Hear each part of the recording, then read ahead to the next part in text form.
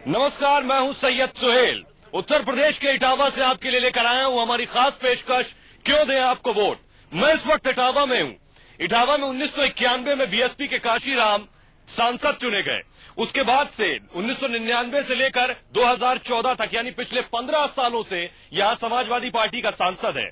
ये जगह समाजवादी पार्टी का गढ़ मानी जाती है। वजह है कि मुलायम सिंह का गृह जनपद है इटावा और उनका पैतृक गांव सैफई भी इटावा में ही है। यही वजह है कि सैफई जरूर चमकता है, लेकिन इटावा की हालत बदहाल है। आपको याद होगा इटावा पिछले दिनों सुर्खियों में रहा। उसके पीछे वजह थी मुजफ्फरनगर दंगा पीड़ित ठंड से ठिठुर रहे थे, लेकिन सैफई में सैफई महोत्सव में करोड़ों रुपए फूके जा रहे थे और सितारे धुन पर थिरक रहे थे। इस पर हम बात करेंगे, लेकिन उससे पहले इटावा के सियासी समीकरण पर एक नजर। क्यों दें आपको वोट का कारवां पहुंच चुका है उत्तर प्रदेश के इटावा संसदीय क्षेत्र, जो समाजवादी पार्टी के मुखिया मुलायम सिंह यादव का गृह जनपद है और इटावा में ही मुलायम का पैतृक गांव सैफई भी है, जहां हर साल सैफई महोत्सव के नाम से समाजवादी पार्टी का रंगारंग कार्यक्रम आयोजित होता आया है।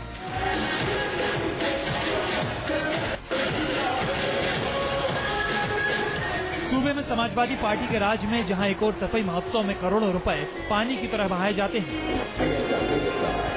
वहीं इटावा के विकास के नाम पर यहां की जनता को मूर्ख बनाया जा रहा है। वो भी तब जब पिछले 15 सालों से सीट पर समाजवादी पार्टी का दबदबा है और इस बार भी समाजवादी पार्टी की ओर से मुलायम के करीबी और यहां के वर्तमान सांसद प्रेमदास कठेरिया को टिकट दिया गया है। बीजेपी की ओर से यहां इस बार अशोक दोहरे को उम्मीदवार बनाया गया है, जबकि बीएसपी से अजय पाल जाटव को, जो विकास के नाम पर वोट मांग रहे हैं। देश का युवा जागरूक है और जागरूक युवा को विकास चाहिए, सांप्रदायिकता नहीं चाहिए, ना गुंडागर्दी चाहिए। तो वहीं कांग्रेस ने इटावा से महिला उम्मीदवार हंसमुखी संखवार को मैदान में उतारा है। लघु उद्योग लगाने के लिए प्रस्ताव ऊपर भेजूंगी और लगाने का प्रयास भी करूंगी। बात करें इटावा के राजनीतिक समीकरण की, तो मुलायम सिंह और यादव वोटरों की दबदबे की वजह से ये सीट सपा का मजबूत किला माना जाता है। यहाँ हिंदू वोटरों की संख्या करीब 70% है, तो मुस्लिम वोटर करीब 30%। इलाके में युवाओं की बेरोजगारी और विकास का मुद्दा सबसे अहम है। ऐसे में 24 अप्रैल को मतदान से पहले इटावा की जनता का मूड क्या है, आइए देखते हैं।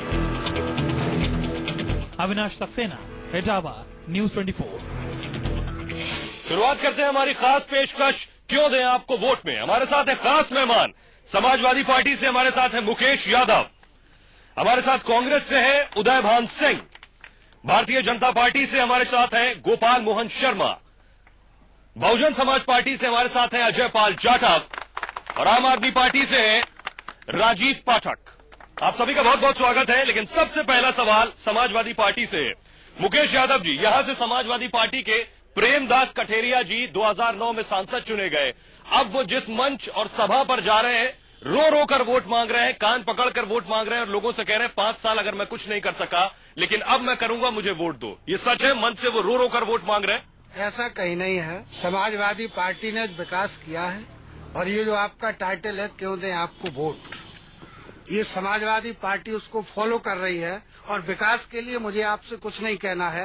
यहाँ से 50 मीटर दूर देख लीजिए, ये एग्जीबिशन का पंडाल है जिसमें आपके सांसद ने 5 साल क्या किया, ये बताइए। सांसद ये सरकार की देन है, सांसद पार्टी का है, समाजवादी पार्टी ही इटावा का विकास। आपके सांसद प्रेमदास कठेरिया ने जो सांसद निधि है उसका 4 करोड़ 98 लाख रुपए नहीं खर्चा है। ऐसा नहीं है, सारे प्रोजेक्ट चल रहे हैं और हमारे सांसद को, मैं आपको आधिकारिक आंकड़े बता रहा हूँ, 4 करोड़ 98 लाख रुपए उन्होंने नहीं खर्चा। समाजवादी पार्टी के प्रत्याशी ने अपनी निधि को लगाया है, निधि को लगाया, सांसद ने निधि को लगाया है क्या? समाजवादी पार्टी सांसद क्या कहेंगे?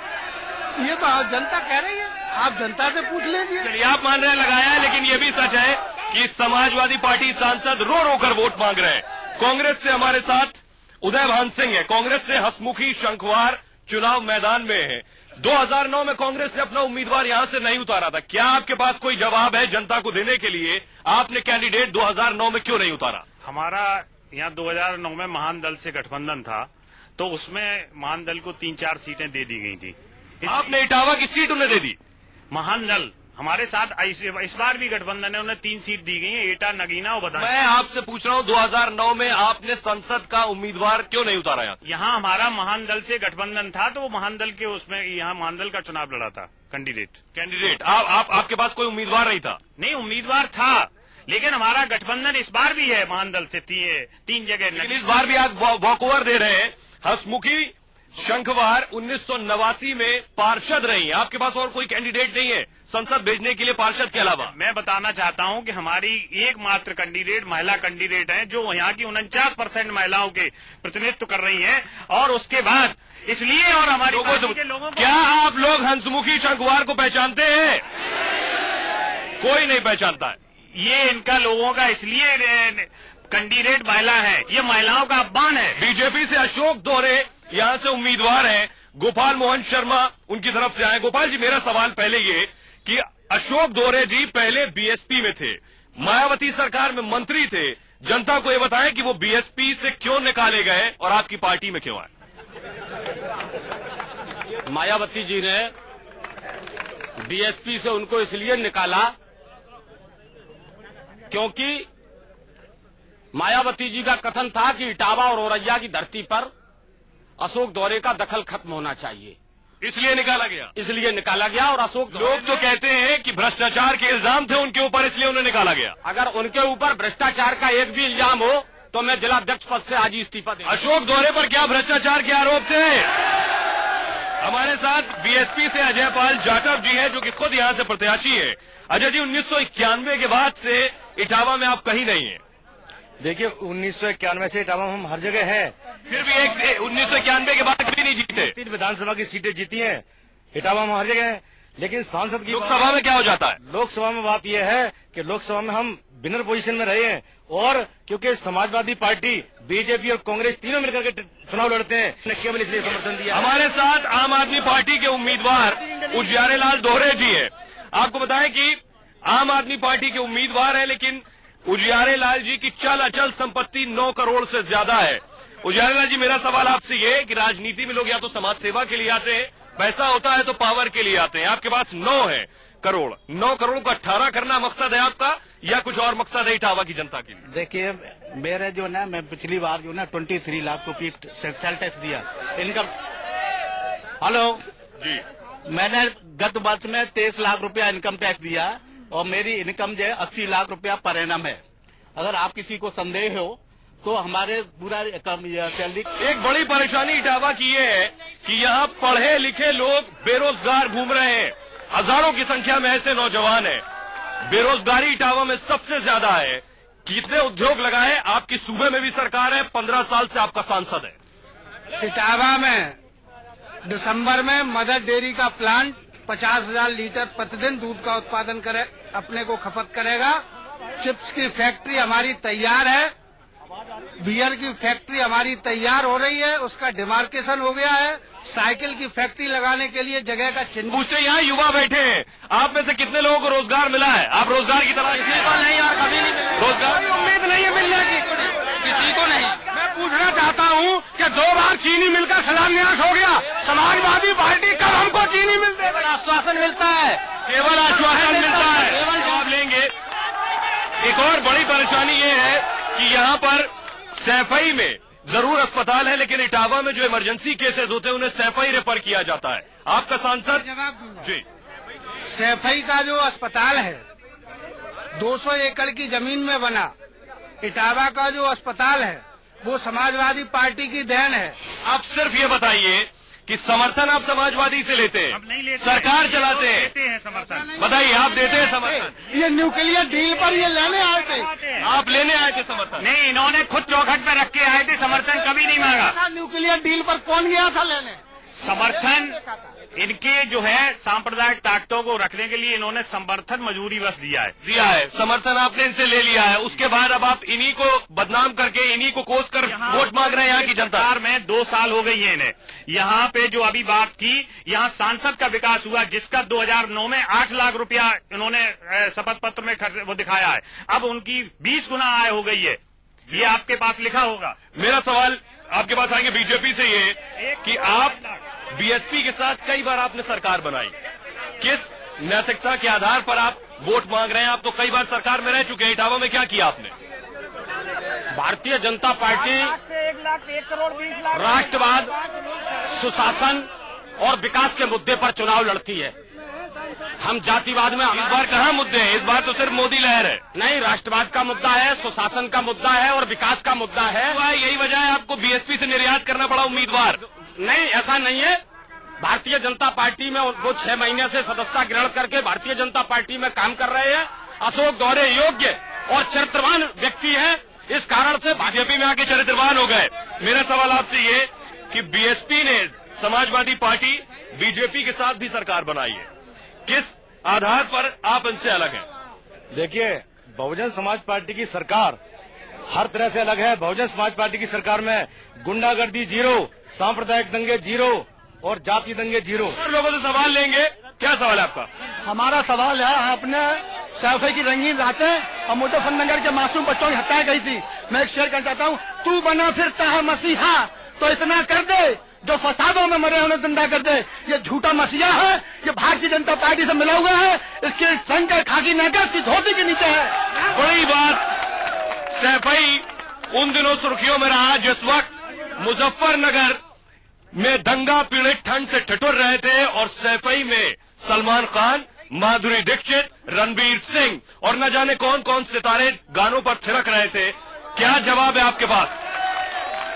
सैफई महोत्सव कोई इस वर्ष से नहीं हुआ, 14 वर्ष से वो महोत्सव चल रहा है। क्या ये मुमकिन है कि आपके प्रदेश के अंदर दंगे हुए, लोग मर रहे हैं और दूसरी तरफ आप जश्न मना रहे हैं? ये जश्न नहीं था, ये जश्न पहले से चल रहा था। सलमान खान और माधुरी दीक्षित, मुजफ्फरनगर दंगे को कंट्रोल करने का काम समाजवादी पार्टी की सरकार ने किया। सैफई महोत्सव में सितारों को डांस करवाकर आपने चीजों को नॉर्मल किया। नहीं, ये तो आप लोग अपना मीडिया के द्वारा प्रचार करते हैं। सैफई महोत्सव के होते हुए भी हमारे मुख्यमंत्री ने 24 घंटे के करोड़ों रुपए फूके गए। करोड़ों रुपए खर्च करके हमने मुजफ्फरनगर के बासिंदों को आबाद करने का काम किया। लोगों से जवाब लेंगे। क्या सवाल है आपका? कुछ महिलाओं से सवाल लेंगे। क्या सवाल है आपका? नहीं, ये पूछिए कि मतलब इतने ज्यादा मतलब इनके गाँव में डकैतियां हो रही हैं। ये भारतीय जनता पार्टी, कांग्रेस, बसपा, आम आदमी पार्टी जैसी साल आई है, इनसे पूछिए कि हिंदुस्तान की 67 साल की आजादी के बाद इटावा में इन्होंने एक पत्थर भी लगाया हो। इटावा में क्या किया, ये जवाब लेंगे आपसे। कुछ और लोगों से लेंगे सवाल। क्या सवाल है आपका? वहाँ विकास क्यों नहीं हुआ है? विकास क्यों नहीं हुआ? एक बड़ी समस्या है। जो बात अभी हमने उठाई कि एक तरफ मुजफ्फरनगर दंगा पीड़ित मर रहे थे, दूसरी तरफ यहाँ सैफई में महोत्सव चल रहा था। वहीं एक तरफ आपके विधायक टूर पर गए थे, ग्रीस, यूके, यूएई, नीदरलैंड्स और टर्की। आप जरा जनता को बताइए क्या ज्ञान अर्जित करके आए वहां से? मैं ये पूछना चाहता हूँ आपके माध्यम से, क्या कहीं टूर पर जाना? आप सिर्फ इतना बताइए कि आपके सूबे में दंगे से लोग मर रहे हैं और आपके विधायक टूर कर रहे हैं, आपका मुख्यमंत्री सूबे में महोत्सव में व्यस्त है। टूर पे पहले गए, दंगा बाद में हुआ। दंगा कोई पहले से तय नहीं था। उसके बाद गए वो दंगा है, उसके बाद गए वो, उसके बाद गए। जनता के पैसे पर गए वो? नहीं, जनता का पैसा नहीं था वो। कहाँ से पैसा आया? सारी सरकारें अपने लोगों को टूर पे भेजती हैं। कहाँ से पैसा आया वो? वहाँ से। पैसा कहाँ से था? पैसा आया सरकार के द्वारा। पैसा आया सरकार के द्वारा, लेकिन सरकारी खजाने से पैसा खर्च हुआ। कुछ और सवाल लेंगे लोगों से, लेकिन ब्रेक के बाद आपका स्वागत है हमारी इस खास पेशकश क्यों दें आपको वोट पे। लोगों से सवाल लेंगे और उसके बाद उनके नुमाइंदों से जवाब लेंगे। क्या सवाल है आपका? मैं ये जानना चाहता हूं कि शिक्षा के लिए यहाँ पर इटावा में इतना सब कुछ इंफ्रास्ट्रक्चर डेवलप करने की बात की जाती है, क्या शिक्षा के लिए बहुत बड़ा काम किया गया और उत्पादन के लिए कोई काम किया गया? शिक्षा के लिए क्या किया गया, कोई जवाब है आपके पास? मैं बताऊंगा।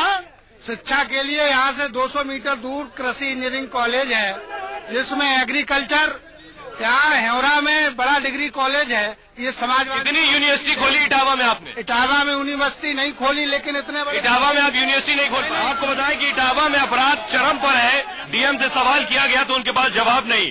और ज्यादा दिन नहीं हुए जब मुलायम सिंह ने कहा कि बलात्कार पीड़ितों को फांसी नहीं दी जानी चाहिए, लड़के हैं, गलती होती रहती है। आप इससे इत्तेफाक रखते हैं? ये जो चंद्रपुरा निहाल सिंह की बात कर रहे हैं, मुलायम सिंह के बयान पर आपका क्या जवाब है? बलात्कार पीड़ितों को फांसी नहीं होनी चाहिए मैं दे रहा हूँ और लड़के हैं, गलती करते रहते हैं। ये जो झूठे मुकदमे लगा करके लोगों को फंसाया जाता है। मुंबई में एक पत्रकार के साथ गैंगरेप हुआ, उसके बाद उन्हें फांसी दी गई, उस पर मुलायम सिंह यादव ने बयान दिया। ये इस बयान से मैं इसलिए सहमत नहीं हूँ। मुलायम सिंह ने बयान दिया, उस बयान को तोड़ मरोड़ करके मीडिया ने देश के सामने प्रस्तुत। सही बयान आप बता दीजिए आज लोगों के सामने। मेरा कहने का नेताजी की मानसिकता ये थी जो ये गलत तरीके से रेप के केस दर्ज करा करके निर्दोष लोगों के साथ जो ये कानून के द्वारा खेल हो रहा है, कौन कर रहा है? ये कौन कर रहा है? ये कांग्रेस केंद्र में बैठी सरकार। क्या सवाल? और ट्रेन बराबर लुट रही है, बराबर लड़कियों को मारा जा रहा है। अपराध एक बड़ी समस्या। क्या सवाल? बलात्कार हो रहे हैं, लूट हो रही है, लड़कियां लूटी हो रहा है, गली बननी नहीं है किसी की। क्या सवाल है आपका? सरेआम गुंडागर्दी हो रही है और कानून व्यवस्था एक बड़ी समस्या है। यहाँ पर कानून व्यवस्था एक बड़ी समस्या है। मुलायम सिंह यादव ने जो कुछ कहा, उनके बयान पर आपका क्या कहना है? उन्होंने बहुत खराब महिलाओं का अपमान किया है और उन्हें इस पर माफी मांगनी चाहिए महिलाओं से। मुलायम सिंह के बयान उत्तर प्रदेश में लूट, अपहरण, बलात्कार और भ्रष्टाचार के उद्योग धंधे फल फूल रहे हैं। पूरे प्रदेश में कहाँ विकास हुआ है? कि मुलायम सिंह यादव जी के बयान पर मैं ये कहना चाहूंगा कि मुलायम सिंह यादव जी अपने परिवार का, अपने कार्यकर्ताओं का बहुत ध्यान रखते हैं, क्योंकि उनके कार्यकर्ता, उनके परिवार के लोग इसी धंधे में लिप्त हैं, तो वो नहीं चाहेंगे उनको फांसी हो, उनको सजा हो, वो चाहेंगे वो फ्री में छूट जाए। उनका काम ही यही है। इसलिए मुलायम सिंह जी ने कहा, क्या कहेंगे? एक्चुअली जिन नेताओं की ऐसी मानसिकता है तो उनके कार्यकर्ताओं की मानसिकता आपको खुलेआम दिखाई दे रही है। वो ऐसे नेता से आप क्या? तो बहुत से दावे हैं नेताओं के, अपनी दलीलें हैं, लेकिन बड़ी बात यह है कि 24 अप्रैल को इटावा की जनता अपने मताधिकार का इस्तेमाल करेगी। सवाल ये कि क्या 15 साल का इतिहास दोहराएगी या परिवर्तन के साथ जाएगी?